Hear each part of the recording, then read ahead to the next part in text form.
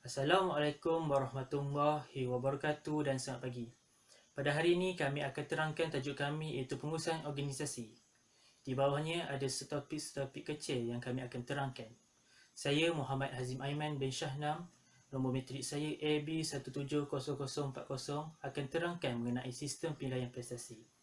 Sistem penilaian prestasi bermaksud suatu sistem untuk merancang, melaksana, mengurus dan menilai pencapaian prestasi anggota tertentu dan matlamat organisasi dalam tempoh 1 tahun. Dari segi sejarahnya, penilaian prestasi adalah merupakan ungkapan untuk legasi from the colonial days yang berasaskan kepada ACR, Annual Confederation Report, yang digunapakai oleh Perkhidmatan Awam Malaysia. Penilaian prestasi Perkhidmatan Malaysia menggunakan kaedah Supervisory Appraisal, di mana penilaian yang dilakukan oleh Emeritus Supervisor iaitu First Appraiser and Second Appraiser. Dalam sistem penilaian prestasi Perkhidmatan Awam, terdapat dua objektif. Yang pertama adalah judgemental. Fokusnya adalah untuk menilai setiap pekerja bagi membantu pihak pengurusan membuat keputusan yang berkaitan dengan kenaikan gaji maupun pangkat. Yang kedua adalah development. Fokusnya adalah untuk menyediakan maklum balas berkaitan dengan kekuatan dan kelemahan bagi pekerja bagi meningkatkan pencapaian prestasi pekerja dalam sesuatu organisasi.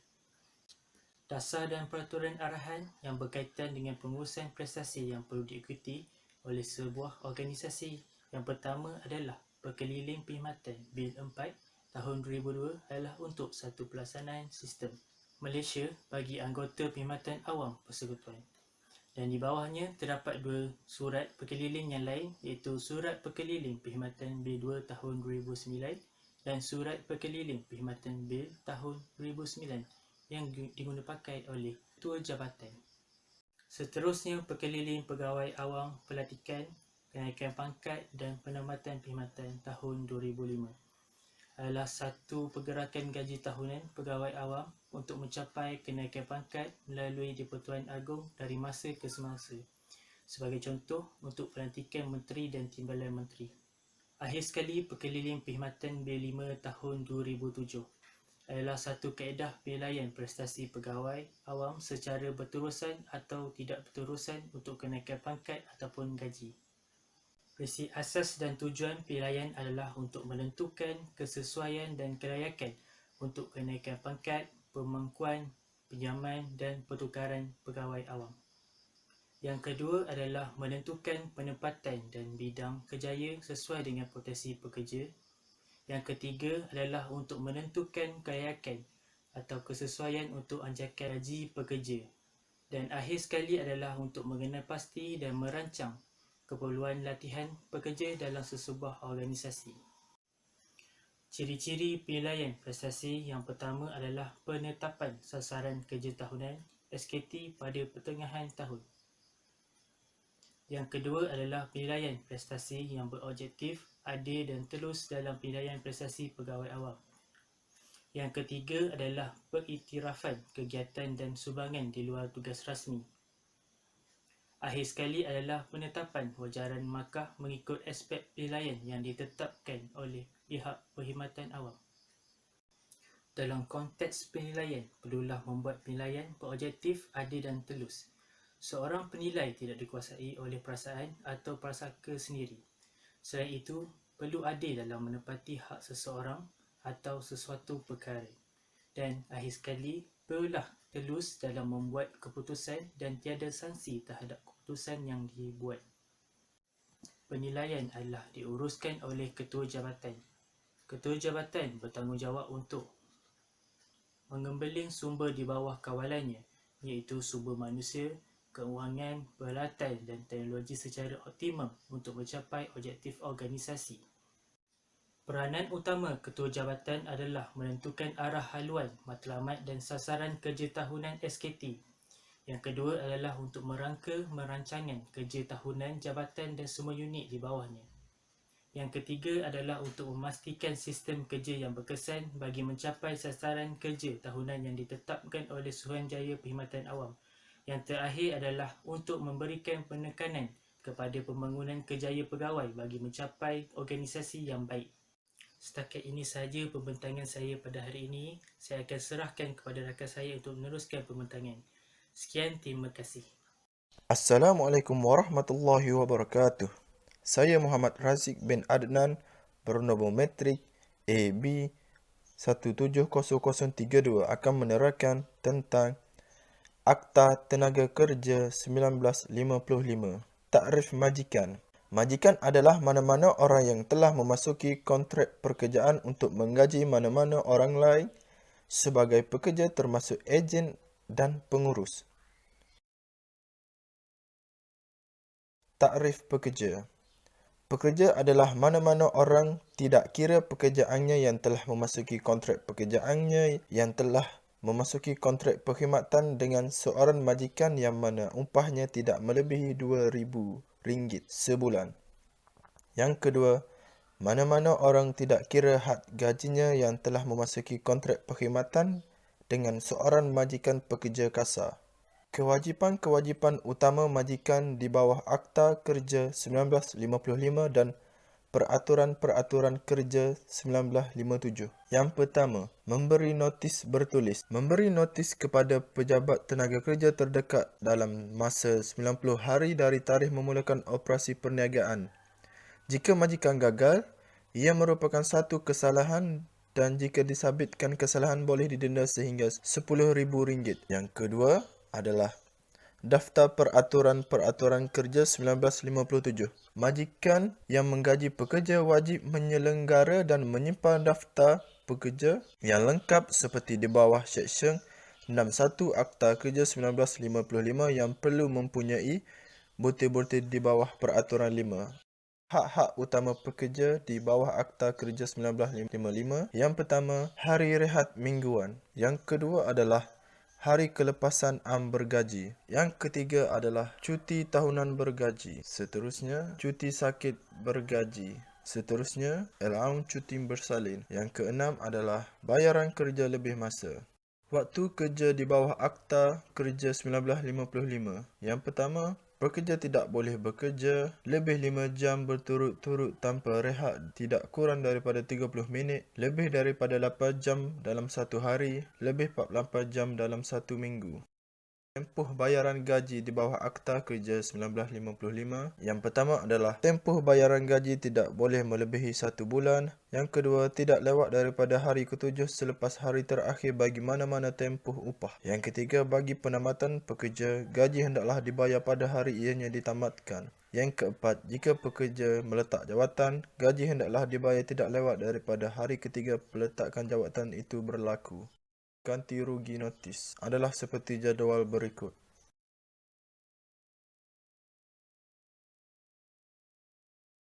Seterusnya, faedah penamatan kerja. Kelayakan 1 hingga 2 tahun adalah 10 hari gaji setahun, 2 hingga 5 tahun adalah 15 hari gaji setahun, 5 tahun atau lebih adalah 20 hari gaji setahun.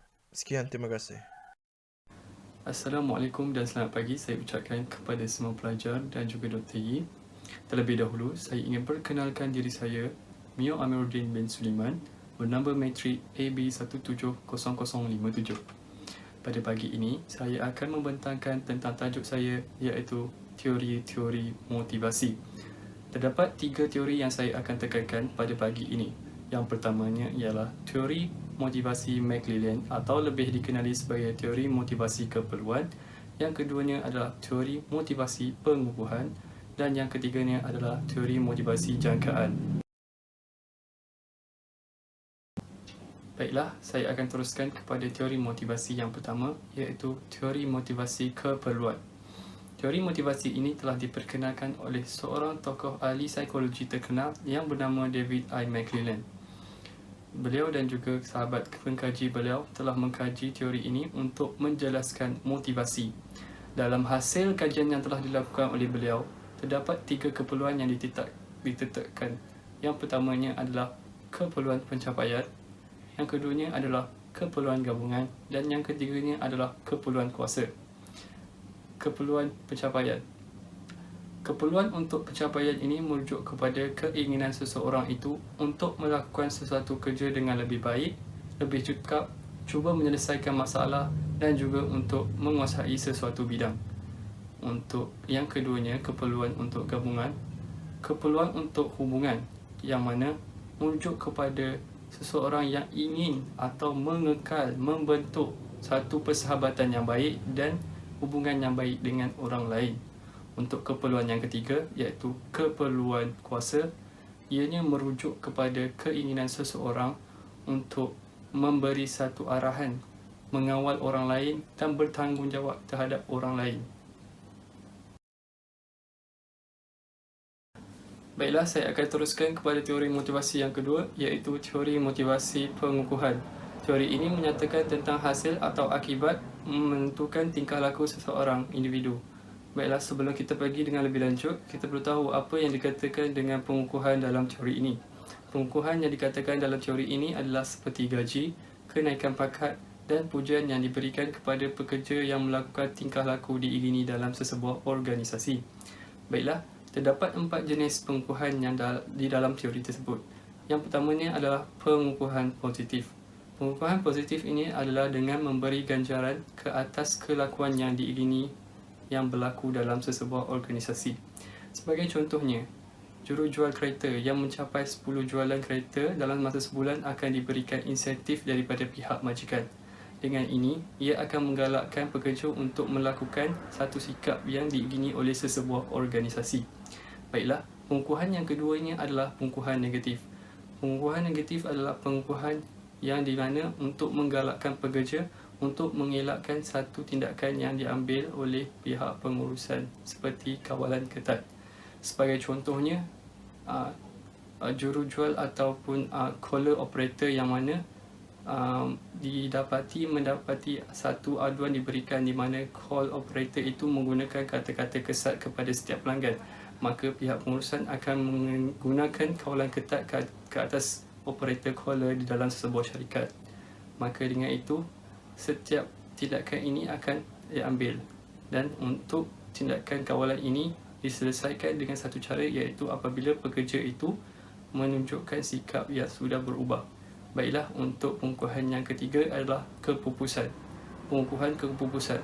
Pihak pengurusan boleh menghapuskan tingkah laku yang tidak diingini dengan mengakukan penggantungan pengukuhan. Seperti contohnya, apabila pekerja menggunakan cuti sakit untuk tidak pergi ke kerja, maka allowance hadir untuk bekerja akan dipotong. Malah, walau bagaimanapun, dalam penggantungan pengukuhan ini akan mendapati sesuatu reaction atau tindakan negatif seperti pemberhentian produktiviti atau pemberhentian pekerja secara tiba-tiba.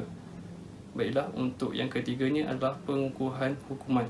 Pengukuhan hukuman ini adalah lebih dikenali sebagai satu denda yang diberikan kepada pekerja yang mana tidak melakukan kerja seperti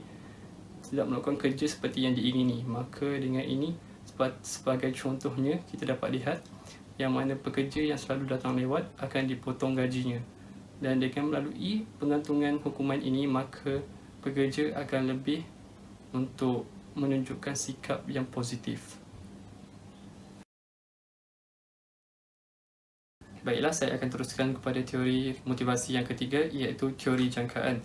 Teori ini diperkenalkan oleh seorang tokoh yang bernama Viktor Fromm pada tahun 1964 dalam karya bukunya yang bertajuk Kerja dan Motivasi. Melalui teori ini, kekuatan seseorang individu itu untuk melakukan suatu tugasan bergantung kepada andaian atau jangkaan keputusannya.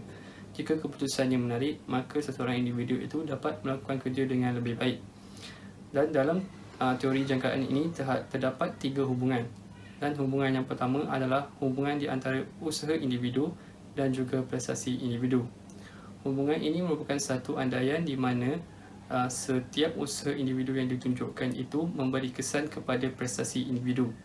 Dan hubungan yang kedua adalah hubungan di antara prestasi individu dan ganjaran organisasi. Seseorang individu itu mempercayai bahawa sesuatu tahap prestasi individu itu akan memperolehi ganjaran daripada sesebuah organisasi. Baiklah, dan hubungan yang ketiganya adalah hubungan di antara ganjaran organisasi dan matlamat peribadi. Apabila organisasi ini melihat pekerjanya mencapai matlamat yang diberikan, maka ganjaran akan diberikan kepada pekerjanya dan matlamat peribadi itu akan dipenuhi.